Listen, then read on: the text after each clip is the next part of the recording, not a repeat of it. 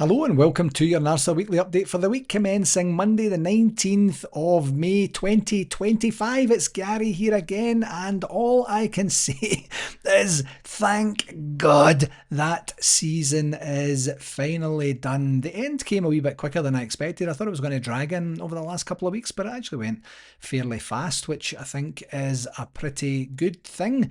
And of course, the big news for this past week there was the announcement by the club yesterday that, kinda as most of us thought, certainly I did anyway, that Barry Ferguson and his coaching team are not going to be the permanent replacements for the management team and structure under the new ownership consortium. And a wee part of the announcement that was said yesterday was everyone at Rangers Football Club would like to pass on their heartfelt thanks to Barry Ferguson and his staff, with yesterday's game at Hibernian being the final match in charge. Club legend Ferguson answered the call in the club's hour of need back in February and has overseen several memorable moments during his time in charge, not least progression to the quarterfinals of the Europa League and a terrific victory at Parkhead.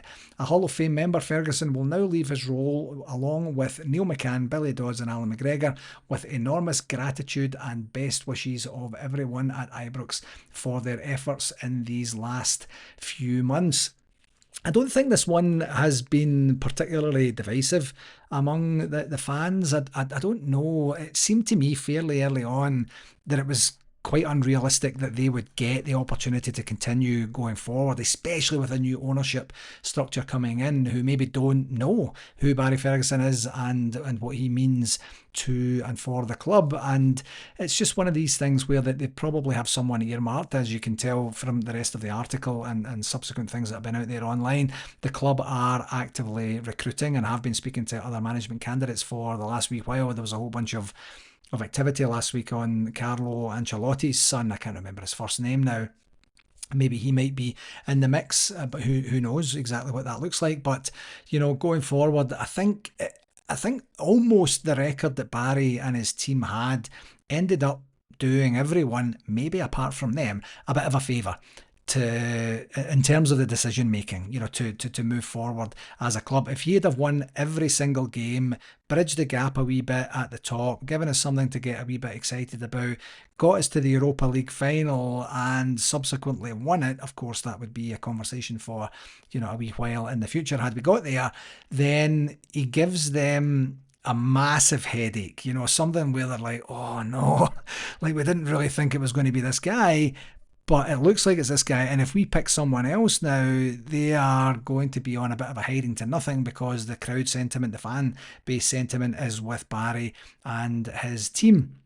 That's not the way that it worked out. Yes, we had the victories over Celtic, and we had the opportunity to progress in Europe to the quarterfinals, and were I wouldn't say quite unlucky. Well, I mean, if you look at what the refereeing standards were in that second game over in Spain, then there was definitely, is it unlucky? I guess we'll get to refereeing standards in a wee bit here, but he had an opportunity to get to the semi-final, and who knows what would have happened there. And by the way, I am insulted that the 16th and 17th place teams in the English Premiership are the two that are competing for the Europa League. What a bloody embarrassment, what a joke the both teams are. I wish there was an opportunity for UEFA to say, listen, none of the two of you deserve this trophy, so you're not actually going to get to win it.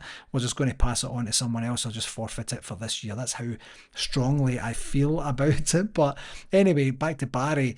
I think it would have been very, very difficult then. In fact, I think it would have actually almost, it would have been a quandary for the new leadership. So we didn't even have to contemplate that, because the results, especially at Ibrox, became, that it wasn't. It's just it's the squad that are there, and he didn't have enough in terms of a turnaround in fortunes. Not his fault, I assume, for most of it to be able to turn it around. So he leaves, and with everyone's thanks. The good thing is the club didn't mess around and keep it going. You maybe seen Barry's interview after the Hibs'd game on Saturday, and he was saying, I know I can do this, I know it needs to be done, and such.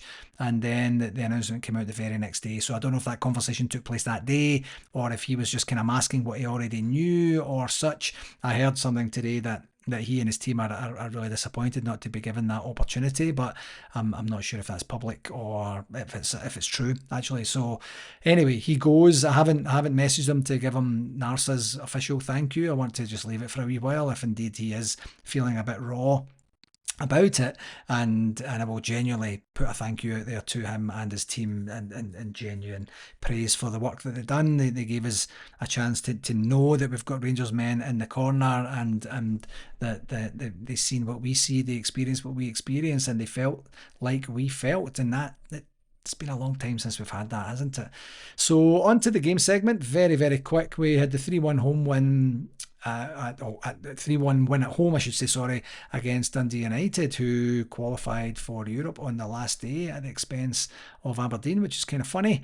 But again, kind of like the European spots, I wish the UEFA would just say, look, let's not bother with anyone else other than Rangers and that mob, because it's been proven time and time again that no other team in Scotland are doing anything in Europe, and you're just wasting your time with these dung box teams. But that's me just maybe being a wee bit bitter.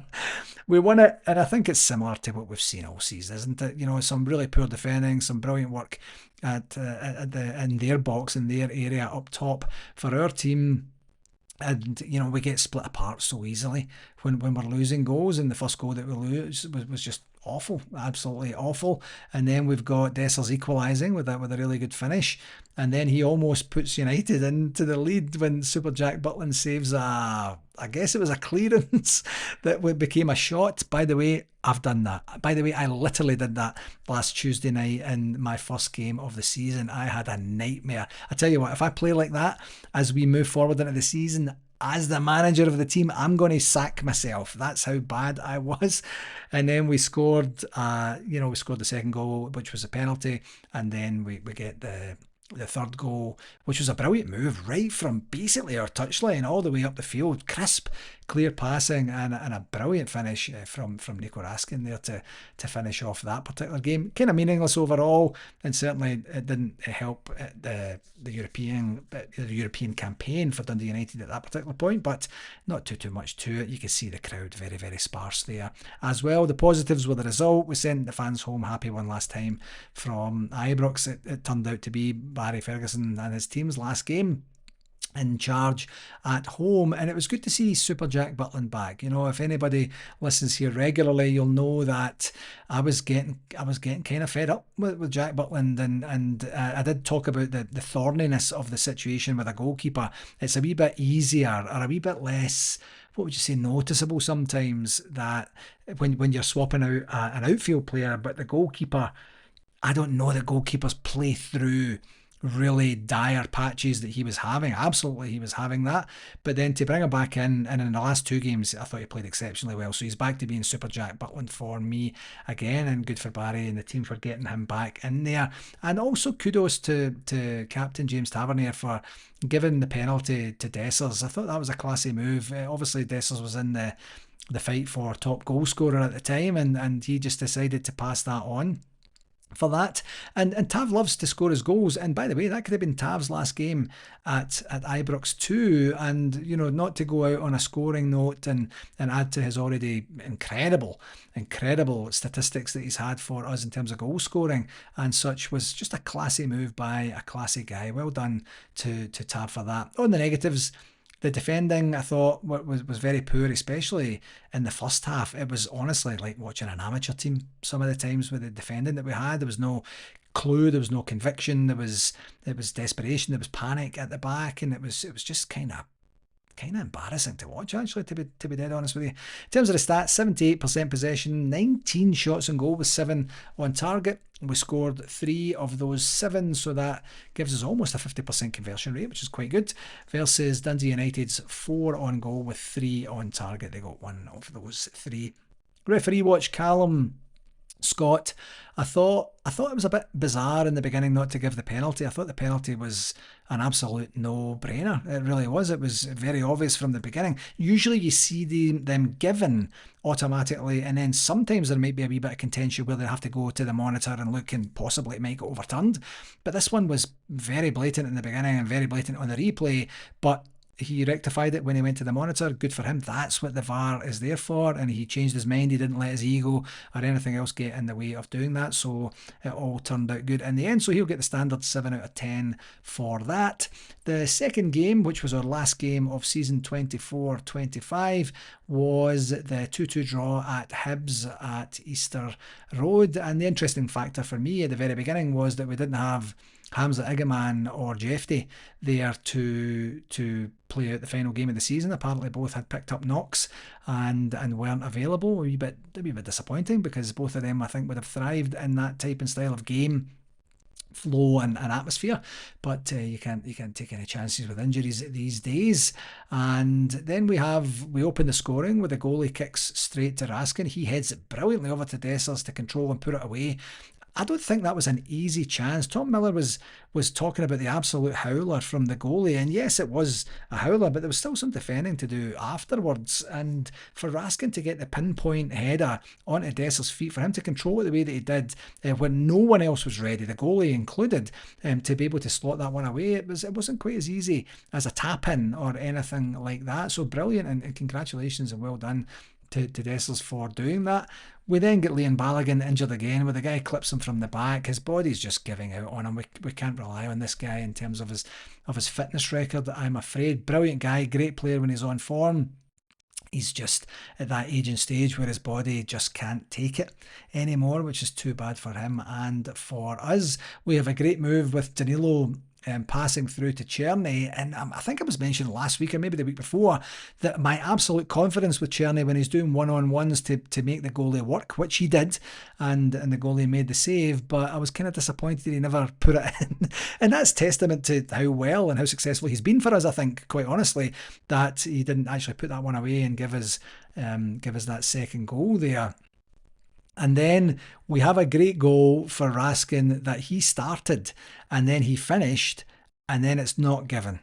And then we're all kind of standing there a wee bit perplexed. Hibs go literally right up the field and score, and then we're thinking, right, okay, we'll get to see VAR will bring it back, and then, you know, with the play being stopped, there's no massive rush to be able to get through this, and it will be awarded 2-0 to us, not 1 each. No, it didn't happen. I have honestly never seen anything like that in my life. It's a new low, and Bomber Brown, who is our guest at NARSA, I cannot wait to talk to him about this when we get to see him here in a few weeks' time. He didn't hold back at all on the commentary. He said it's corrupt. I thought Tom Miller on commentating duties was going to have a coronary. I really did. He was like, well, we can't say that, and then he said it again later on, it's corrupt, and that's how I feel. And Tom's like, as Rangers Football Club, we can't say that, and Bomber says, I'm saying it as a football fan. I've never seen anything like this. It's the worst decision I've seen in my life, and especially for VAR not to give it. You see, and they're like, there's no conclusive angles. Get bent with that sort of garbage. You could see the side netting bulging, and the side netting doesn't bulge with a ball that's not over the line, not fully over the line. Absolutely disgusting cheating performance by the referees there. We have a couple of chances for Tav. We had a decent start to the second half, and then we have RTV deciding to crap out for about 20 minutes. And an ironic twist of stupidity to bookend the bizarreness of this season, and we missed 2 goals in there.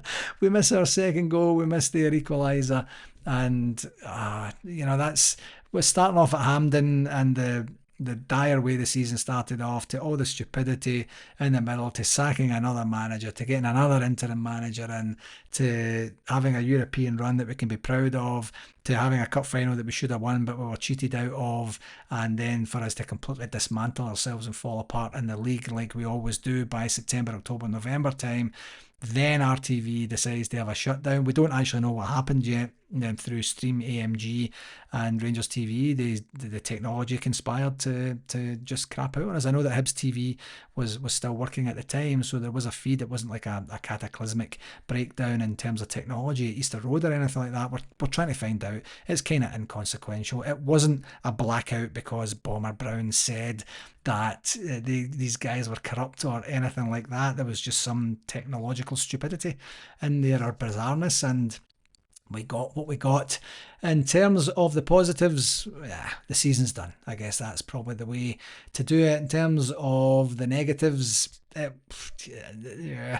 the goals we lost, the VAR non-decision, the RTV, the add anything that you want in there. And I think the stats says that we had 65% possession, 15 shots on goal, 10 on target, versus 7 and 3. I'm not 100% sure if I believe that. I didn't see a big chunk of the game, so maybe that's what it is. Okay, on to the referee watch. Talked about it a wee bit here. It's been the hot topic since Saturday there, and this is compounding now.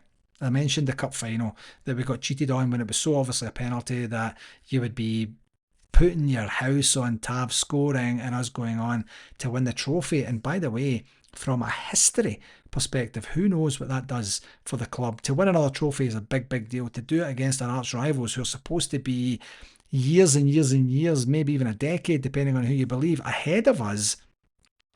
Who knows if that's a turning point for Philippe Clement and such, and it gives us an opportunity to be an even more attractive prospect for buyers coming in, and we're doing it on a high and not on the low that we ended up being. You know, so we've been on the back of some very dodgy decisions from referees in general and from Nick Walsh. Remember, he sent off Diamandi at, I think it was Tannadice earlier in the season, that was overturned. And he goes to the monitor, comes back, doubles down on it. It gets overturned within 24 hours. You know, it's absolutely ridiculous. It's idiocy. The ball is very clearly over the line. You can see with the naked eye. You can look afterwards and you can see it's on the line. John Brown was absolutely right to call it out as corrupt. But here's the thing. I don't think it's blatant and intentional corruption. I think it's been bred. I think it's been learned behaviour for so many years.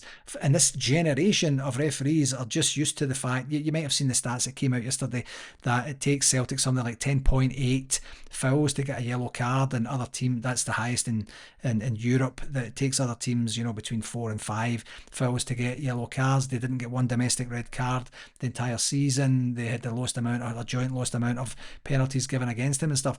This establishment are conditioned to be favourable towards Celtic. I'm not saying they're all Celtic fans and they would all do anything to help Celtic win, but they know that it has to be absolutely right, or they're in danger of losing their jobs, and it has to stop now. So Rangers have an opportunity to come out and just fight it and appeal it. But apparently the compliance officer is going to be investigating John Brown's comments and such. This is a real opportunity for Rangers to say he said what he felt at the time. It was an honest comment from an honest guy about what he literally seen on the field, and we're going to move on. We're going to back our guy here. You know, I mean, the guy's a club ambassador. The guy's a legend with the club. That's why he's coming to the NARSA convention. And as I say, these referees, they don't know any better. So there has to be some absolute reset, and I think the only way to reset it is to call out absolutely everything. If I was Patrick Stewart,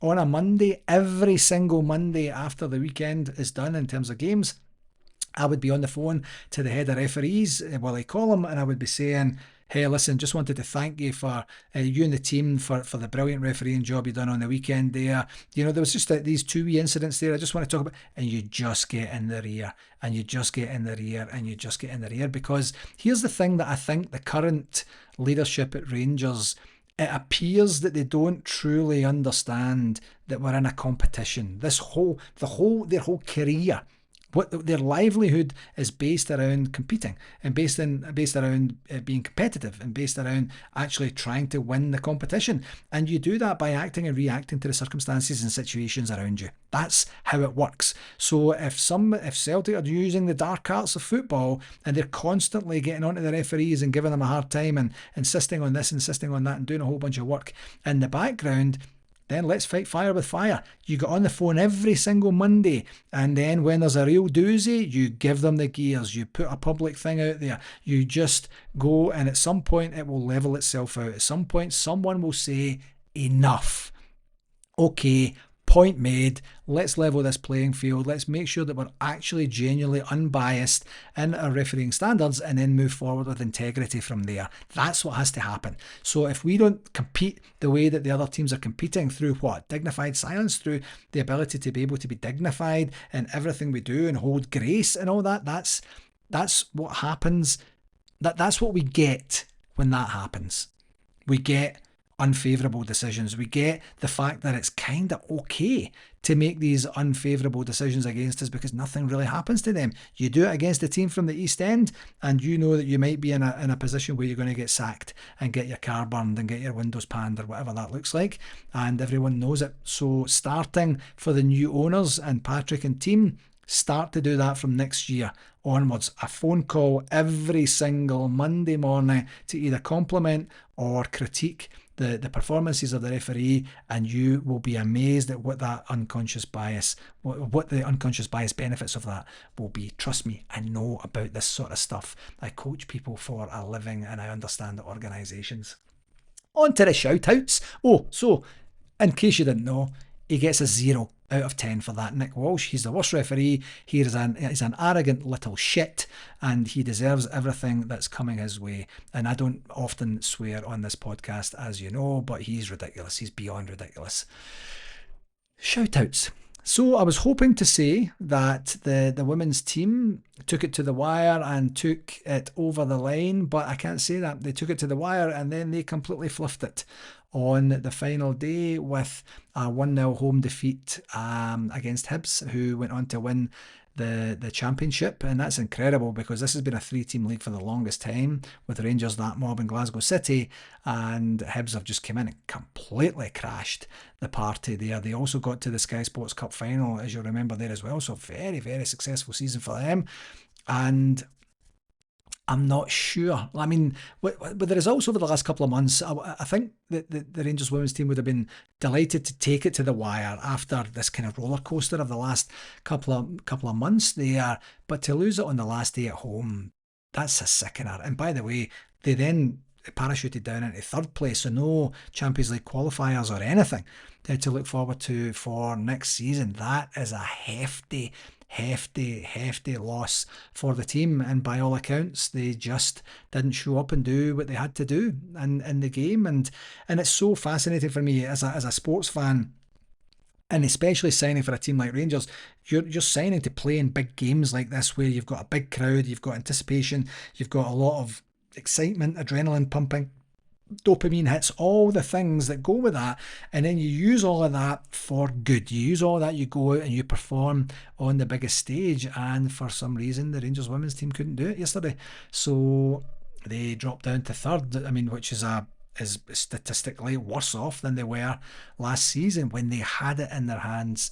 You know, not even 2 months ago they were clear and free and easy at the top. You don't have a divine right to win every game, I completely know and appreciate, but they blew it. They absolutely blew it. They do have the Scottish Women's Cup final against Glasgow City on Sunday to look forward to, and they could win their second trophy of the season there. But that's, ouch. I know how I would feel if it was the men's team on the last game of the season to just go down to your title rivals, and I wouldn't like it one little bit. They must be devastated. I'm really sorry for everyone connected with the women's team, but it doesn't sound like they deserved it over the course of the season, so that's too bad. Hopefully better and brighter things will come from this experience, and hopefully they take it home this Sunday and get the Scottish Cup as well. A huge congratulations to Cyriel for finishing top scorer in the Scottish Premier League, or the Scottish Premiership. He had 18 league goals from 35 appearances this season, so that's 1 goal in every 2 games. I know that he's much maligned, I know that he gets ridiculed for some of the easier chances he misses, but doesn't everybody want a 1 goal in every 2 game striker in their team? And I can't remember who it was that put on the NARSA chat on the weekend there, maybe it was Jimmy Hutchins from my club, had said, we've been craving a striker like that, and for someone to score almost 30 goals accumulated over all competitions this season, I think he got to 29, you know, in a team as bad as that, with the lack of success that we've endured, that's kind of impressive. But in the moment, he is a bit of a lightning rod for a lot of the ire that the fans have, and it will be interesting to see if he's still around next season. But he certainly hasn't done his harm, or his chances of a good move, any harm whatsoever. He finished the season very, very well in terms of his games to goals ratio, and good for him for doing that. He always works hard, was very unlucky not to get to the 30 goal mark, and we'll see, maybe better players surrounding him gives him a better opportunity to score more goals next season. Who knows what that looks like. We also had, from a shout out perspective, the new Umbro kits launched last week. A kind of underwhelming launch, and I think I've said this, I feel like I've said this the last couple of years actually, where the club hasn't really went overboard or went to town. Maybe it's because we haven't enjoyed a lot of success, and we don't want to kind of put egg on our face or rub it in or whatever. I'm not sure, but you know, the Umbro kits were launched. We've seen some images, and you're like, is it not? And then it came out very quickly afterwards saying, yep, that's the right kit, and go ahead and buy it. It's under license. The Umbro brand in the UK is under license to Castore, so we still have that ongoing relationship with Castore.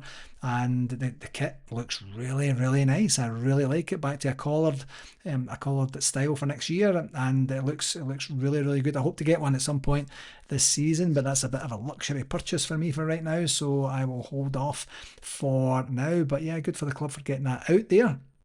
Have a birthday shout out, Lorrelli Liddell at the Rangers Supporters Club of Calgary, who is our wonderful treasurer. It was her birthday yesterday, and she is the wife of Alex Liddell, who's also our VP. We like to keep it in the family because I have my sister Debbie as a secretary, so it's all kind of nebulous over here. and that's just the way that it goes. But happy birthday to Lorelei. Alex was supposed to take her for a lovely dinner, but he was sick, unfortunately. So seems like a bit of a cop-out, Alex, if you don't mind me saying, but whatever, you do you. But happy birthday. I hope you feel better soon, Alex, and I hope you get an opportunity to celebrate Lorelei's birthday in a wee while here. I did see yesterday some images of both Ethel Smith and Archie Knox at the final game at Goodison Park, and it was great to see them. Ethel's looking great as always. Archie's looking dapper there as well, and great for them to be invited down to do that. That's a classy move by Everton to do that. My understanding is that they're going to keep Goodison Park for the women's team and move the men's team over to the purpose-built new stadium as well, which I've seen some images for. It looks absolutely incredible. So yeah, it was lovely to see Ethel there. We keep in kind of loose contact over time and exchange pleasantries over WhatsApp now and again. And today, a wee bit of a personal one for me. Today marks the 3-year anniversary of my dad Ronnie's passing. So that means that 3 years ago today, I was travelling home from Seville, and a European disappointment in the final there, of course, as you'll remember.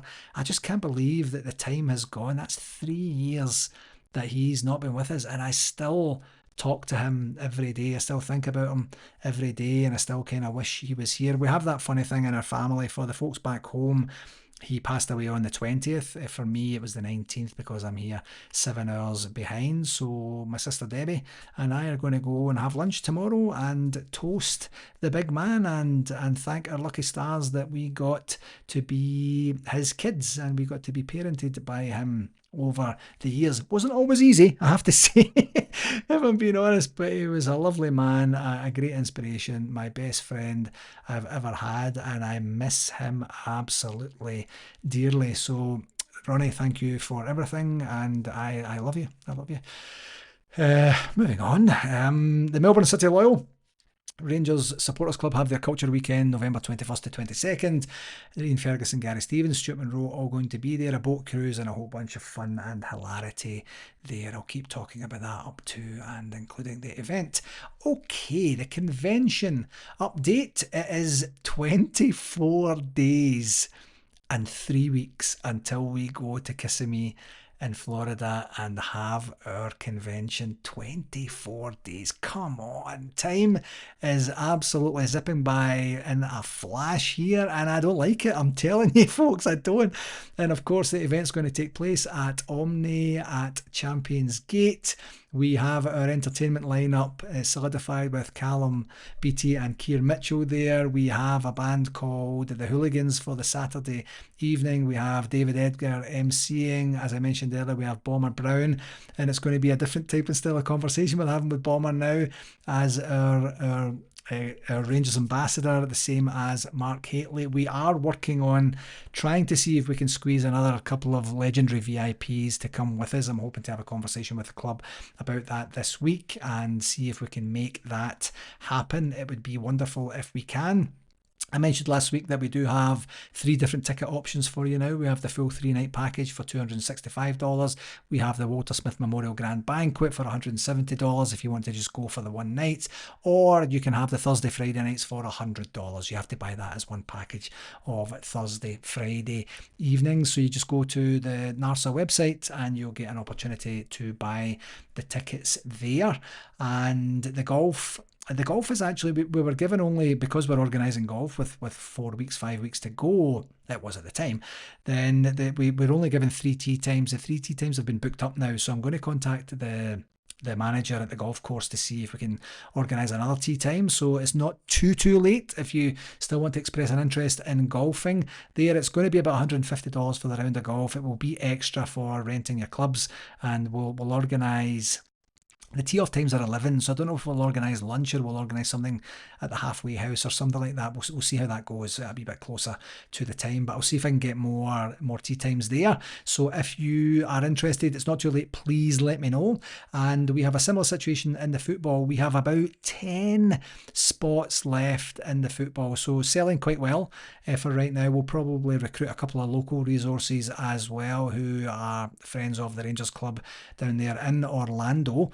But if you're going to play football, it's all on site. The golf is on site, so you just can walk over to the course or get a wee golf cart to the course.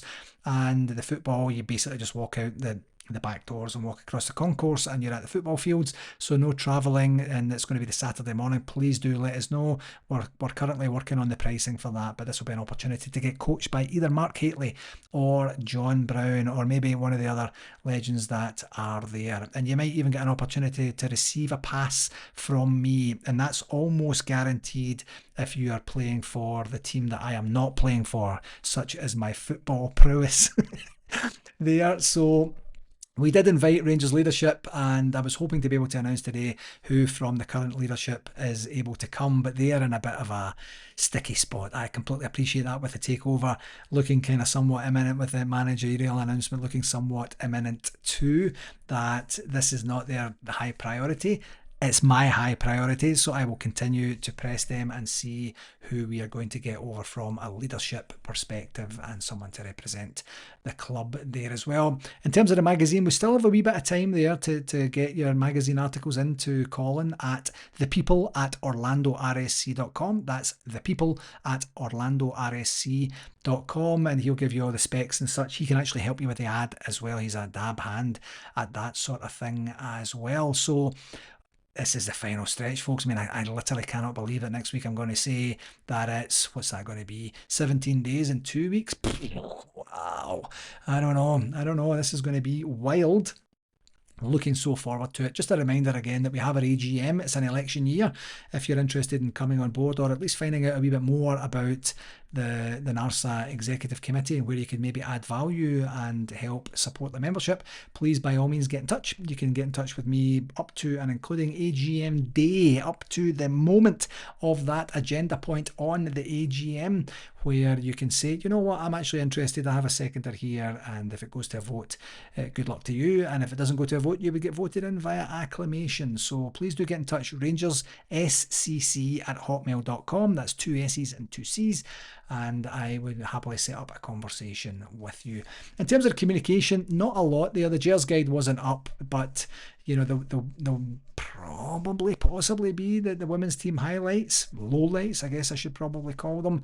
No other material games other than the Scottish Cup final for the women next Sunday. I don't know what they've got planned for the rest of the week, but the last thing I'll leave you with is about, what was that, last week, 2 weeks ago, something like that. 5 Stars announced an evening with Barry Ferguson, Allan McGregor, Neil McCann and Billy Dodds, and that's on Saturday the 3rd of January at the Doubletree by Hilton at Glasgow Central. The tickets are £80 for a regular ticket, or £120 for a VIP experience where you get a bit of a meet and greet and such. And they did that when they were they actually announced that when the guys were still in place and when we genuinely genuinely didn't know what was going to happen. So that's marketing brilliance there by Graham and the 5 Stars team. Congratulations and good for them for doing that. If you're interested, I imagine there'll be some great stories there, and imagining then that we'll have 6 months of experience. I mean, who knows, the new management team might come in, flop, and we go back and these guys are actually working for the club at the same time as they're doing this event. The way that our club's been going this last wee while, you can never rule anything out. But yeah, marketing genius. It sounds like a great night and something that would be very well worth. All these guys are great, and just to talk about their experience over the last few months there, and the victories that we enjoyed and the hassles that we had to endure and such like that, it would be an absolutely fantastic night there. So good for the boys for putting that on. Okie dokie, that will do it for this season, my friends. As you know, if you're a regular listener, this podcast doesn't stop just because it's close season. I'll continue to bring you all the information that I can get my hands on in terms of Rangers and pump up the convention prior to us heading down there. Really looking forward to that, and we'll give you a sneak peek of what's happening at the convention. We'll talk to you. I'll actually get some interviews done when I'm down there. I've been quite delinquent about that over the years, but I want to get some sound bites that I can use for future podcasts once I come back. I'm flying back on the Sunday night, so we're going to go to the Leaving Do at Orlando's pub, Murphy's Pub, and we're going to have a great day. I'll probably be involved in the Heart and Hand live show, have a couple of Swifties, and then get myself off to Orlando Airport to fly back here and start to recover from that.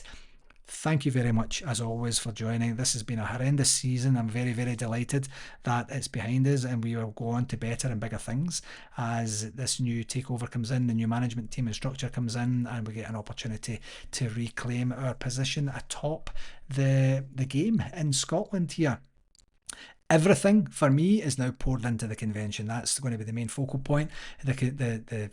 The podcast, I imagine, will be a wee bit shorter, but who knows what's going to happen between now and then. But please don't stop listening just because the football's finished. I'll give you all the information that I can, and I really sincerely do appreciate you taking the time to tune in. Until next week, my friends, thank you very much. Please do take care of yourself and all the very best, okay? Follow.